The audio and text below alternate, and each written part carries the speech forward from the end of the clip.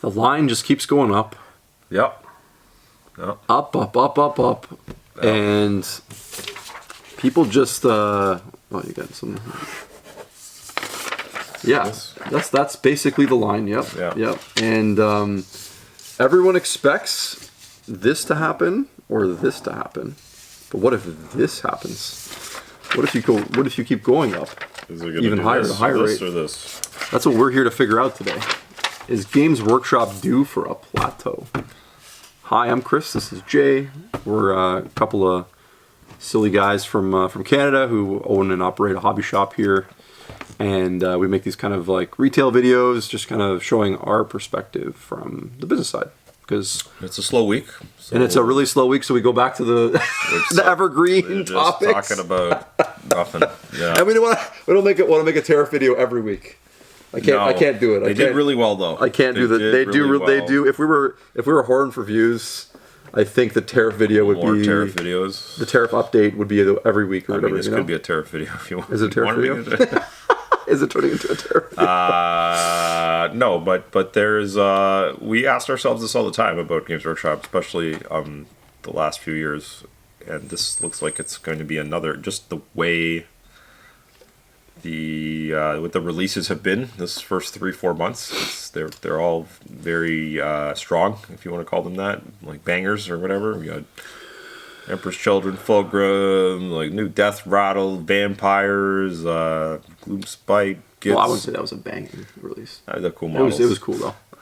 Krieg, Eldar, and Krieg. Man, he's crazy. Aspect, all the Aspect were. They didn't just be like, here's one. They're like, here's all of them. And then firing out of a cannon. Just firing out of a cannon. And then obviously we know Cathay is a thing. And coming up, yeah. Space Wolves are a thing. Like we're due for, I think, some Horse Heresy love this summer. Horse Heresy probably. Big launch, right? even within the last 12 months, you had the Kill Team relaunch.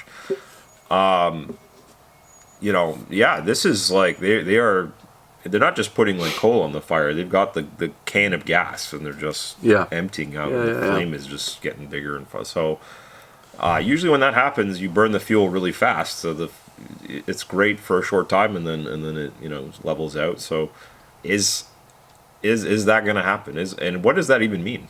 What does it mean? What does it mean? So I think in order to answer that question, I think the best way to do that is to talk about what exactly would, well, how are they building their business right now? What's causing the actual rise, right? The fuel. Who's buying stuff, and what's the health of that look like? And what would it take for that to actually go down, like in real terms, at the hobby store level, right? Yeah. So we've obviously come off like a pretty big high last fall with the Space Marine 2 thing. Mm-hmm. That's kind of simmered down now, a little bit. But inevitably, when we saw this like in the early 2000s with like the Lord of the Rings bump. Yep. Inevitably, you get a huge drop off of people, and this is a normal thing with the hobby. Yep. Is for every building and painting expensive, complicated toys is not. For every 10 billies. Yeah. For every 10 billies, you only get one Timmy or whatever, right? Like, that's right. So people, not everybody sticks with it, no. and so we've seen like that attrition probably for 6 months, and that's the thing though is, and instead of looking at it like, oh, they have 8 less customers. Well, we have 2 new permanent customers. Yeah, is the way you kind of have to look at it, right? We still made money off the other 8. That's right. That's right. Like we made that's right. So even and remember, even like a plateauing would mean that they've maintained their high level sales. Right. Like that's we've never seen sales like this before, and we're keeping up with it. Which is still healthy dividends and all these things for the. Well, I like your comment though, which is. You think sales are going to go down when the Amazon show comes out? Yeah, so that leads, exactly. And that's the real thing, is they have a freaking Amazon, Henry Cavill Amazon show that will be released at some point. I'm assuming in the next 1 to 3 years or whatever. Yeah. And you thought Space Marine 2 did a thing. I think even if the show sucks, just the eyeballs on it. I don't think it could suck. I'm saying like from a story perspective. Yeah, okay. Like who they have acting and what it, and the lines and what the story is. That could be rubbish, but the amount of like product placement and exposure to the hobby stuff. You know what the most dangerous thing is? I kind of look at the Fallout show as like a representative, is for people that loved Fallout, it may have been a bit lacking in some ways, but it was like a smashing hit with normies. Yes. And if GW can somehow make a show that my wife will sit down and watch and enjoy, like that's where it's like this. Who knows where the sky is, like limit is here, right? Like So, So that's on the horizon. That is on the horizon, and they still have other. They always have some video game or other thing going out. They've got whether it's their other digital media they make. So I think that'll continue. And I've even noticed here, like with the Space Marine highs, Space Marine 2 highs and the Space Marine 2 lows, like there's still like a healthy amount of new people rolling in, discovering the hobby or getting back into it. Like Kill Team has been so good for that. Kill Team has been good. Like such a great I just look tool. at our like regular base of like frequent customers, and there's a lot of new people or newish people, people within or just who've like jumped in within the last year. So I'm not really buying the. Definitely no down. The graph's not going to go down. I don't see that happening. I think it's still maybe climbing, but maybe at a reduced rate. I could see. Well, I say like let's take a look at that a bit further. Like what would have to happen for it to go down? Because like I think what people obviously really look at the pace of releases, and they say, is this something that's sustainable? And if can they maintain this pace of release? And I think. For anyone who has like a bit of insider knowledge like we do, where we worked in the company and seen the operations and like, and understand the philosophy behind how they do things, Games Workshop does one thing really right is they keep reinvesting into themselves. Yeah. And we know right now that they're adding to their Lenton facility, Nottingham. They're building capacity there. They're probably building some new capacity in the United States in their Memphis facility. And they're always looking, like I remember when I toured the Memphis facility, this will just give you a little bit of insight into like how they think. When I toured the Memphis facility, and this is over 10 years ago now, because we've been open for 10 years before I left GW. We were walking around, and the warehouse manager, sorry I forgot his name, really good guy, was like, we're at about 30% capacity here.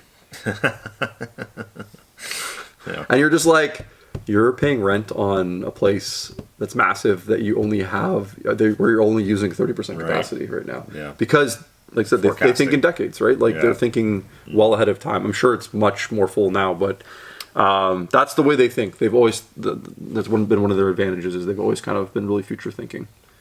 I mean, you could see them, maybe, because the other thing, you're like, I'm always like, what are you going to make for next year and the year after? Like, how are you going to like... Yeah. You're going to run out of Primarchs eventually.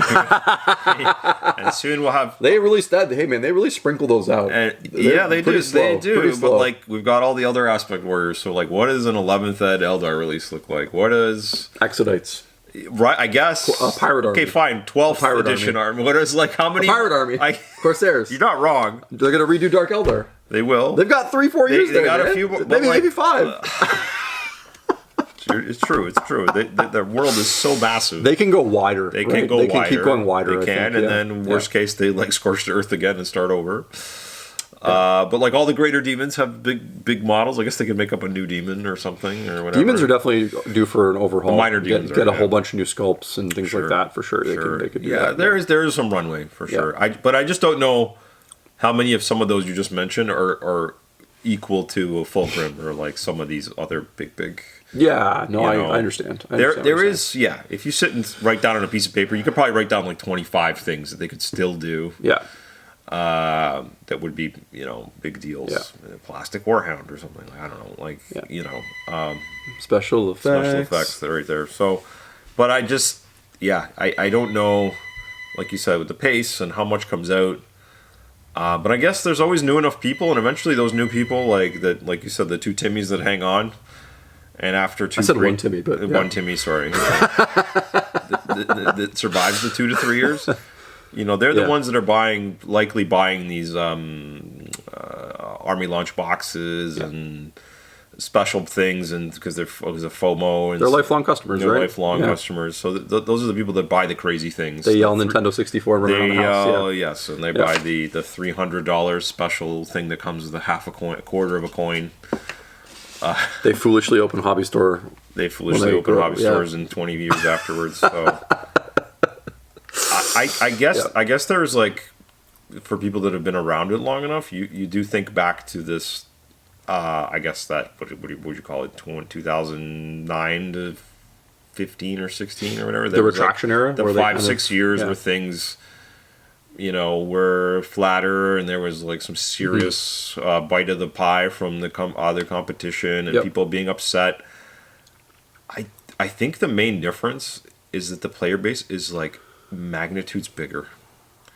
I have a feeling that in that era that we think back when Games Workshop was flat or maybe even precarious from a cash flow perspective, that the player base was actually like legitimately not that big and could be swayed into other, whether it was War Machine at the time or one of these other games, or like emergence of new games that were like similar in quality and whatever.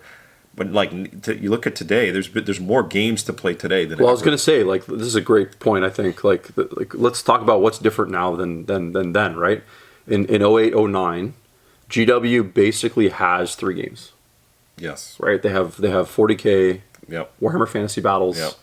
And Lord of the Rings. Yep. They basically had 1 game.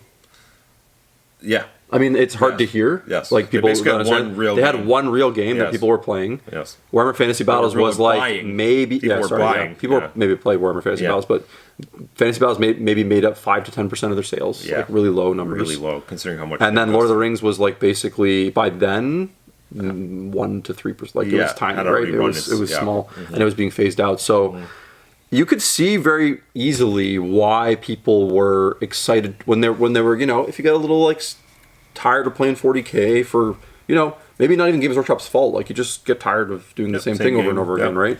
And you're looking over at the different walls, and it's just not that exciting because there's not much going on. You can understand why like a War Machine and some of these other games were like really legit, like X-Wing, like legitimately pulling people away from the Games Workshop IP. But now, fast forward to 2025, or even a little bit earlier than that, they have 7 other games waiting for you when you get a little bored of 40K. Yeah. Right? Yes, they have a very wide net, and they redid all the beloved things and brought them back, and so like it's. And again, even then though, so that's obviously massive. That's a big difference. But like I was saying, even just not their own games. Let's talk the greater wargaming community. There is like, I don't know, that's so many games and board games and card games and things that you can be doing.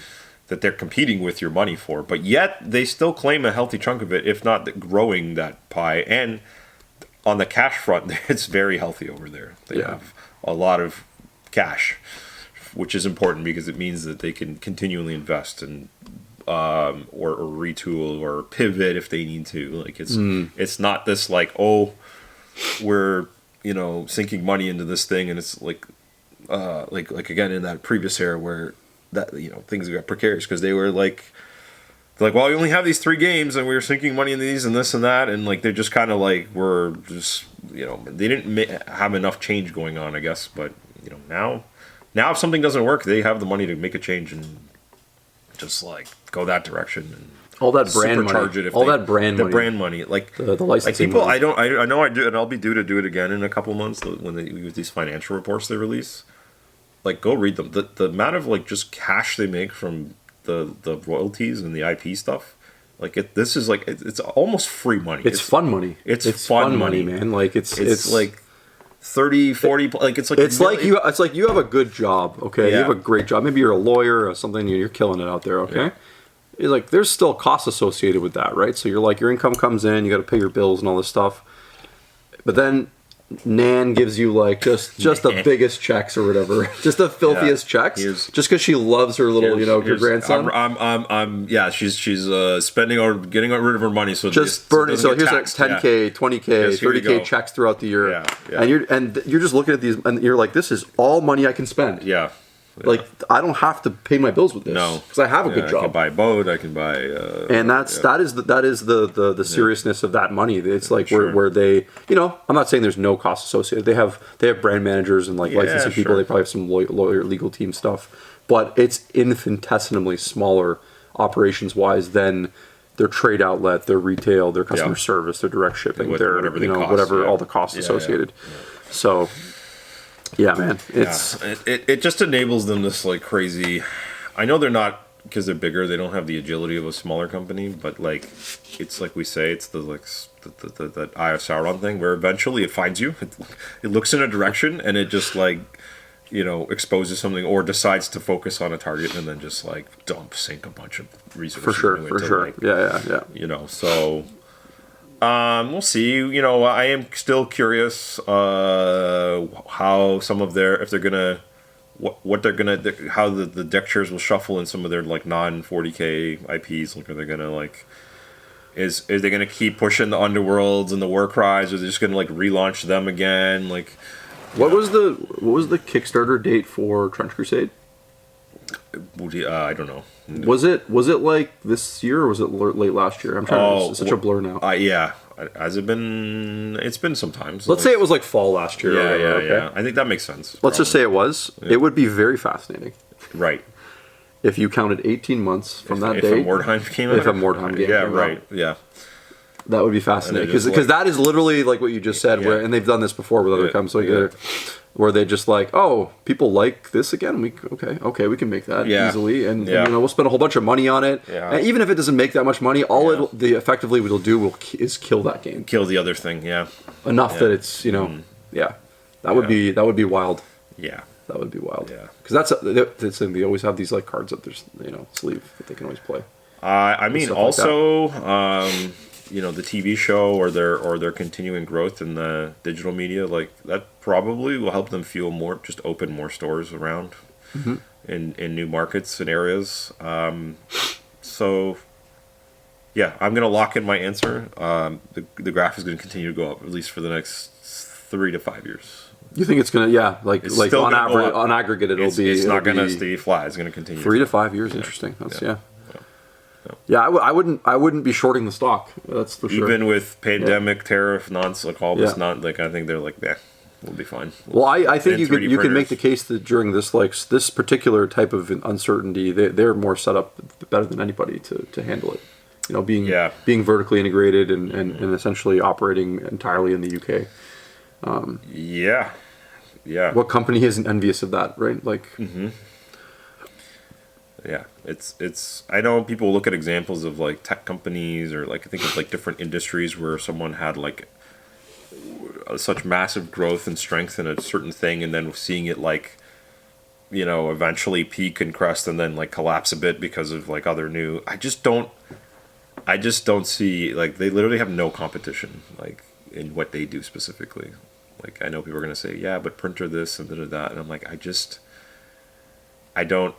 it doesn't take a big enough bite to matter, to be honest. And even if we all had printers in our homes, I don't think it would actually. Well, the one thing to remember is like how preeminent they are in creating new hobbyists, right? Yeah. Nobody has them even.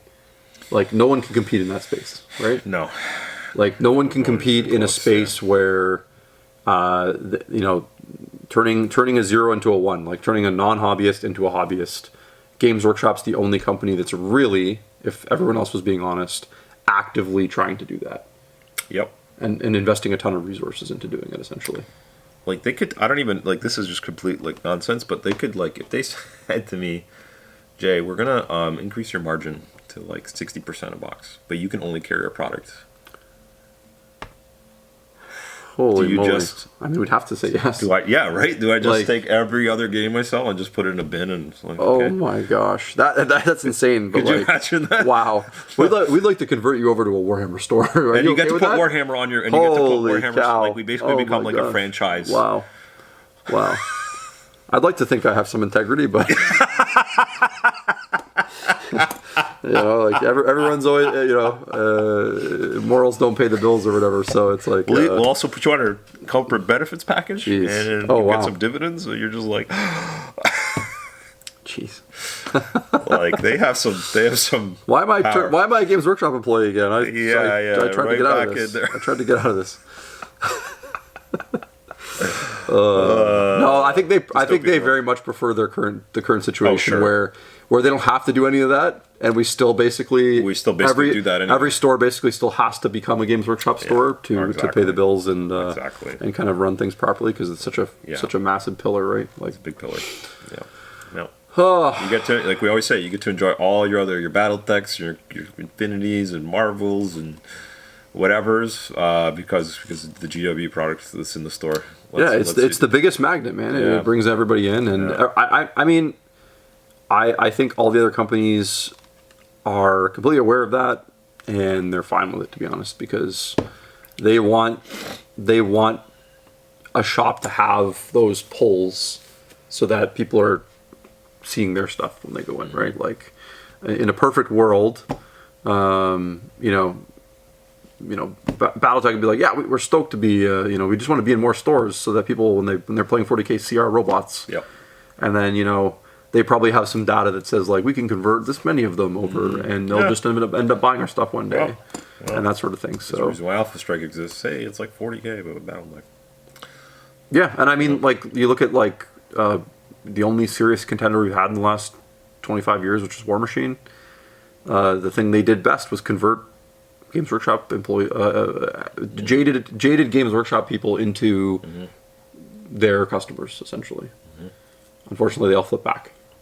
Yep. Like, not all of them, but like a good chunk of them flip back. And it's about like, okay, GW cool again. That's the danger, right? Like, of all these other companies are playing with, is if their strategy is to bring Games Workshop customers to their product, the reality is the door is never fully closed, that they don't go back, right? Because it's familiar, it's where they started. Yep. There's like core memories there of like their hobby. So GW will always have some chance to kind of win them back, which is that. I mean, that's why they spend the big bucks on the recruiting thing, right? They have their own stores. They understand the value of that, even though like in today's era, it's not super profitable to pay $8,000 to $12,000 a month for a hobby store in like a busy plaza. But they're like, well, even if the store makes a little bit of money, this is fine. Yeah. Because of what it's actually doing and representing for our business, right? So. No.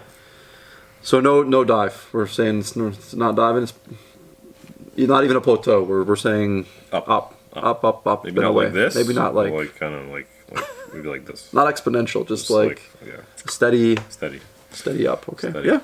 I can see that. What do you guys think? You think it's you think this is sustainable?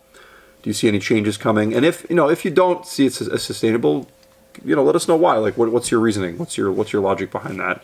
And try to base it not in just your own personal experience, but maybe what you see at your local hobby shop or like in a macroeconomic thing. Like, I think that's kind of how you want to think about these things.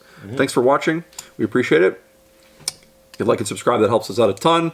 And if you check out our Patreon, there's going to be some juicy stuff starting there in May. And we really appreciate you watching. Thank you so much. Bye.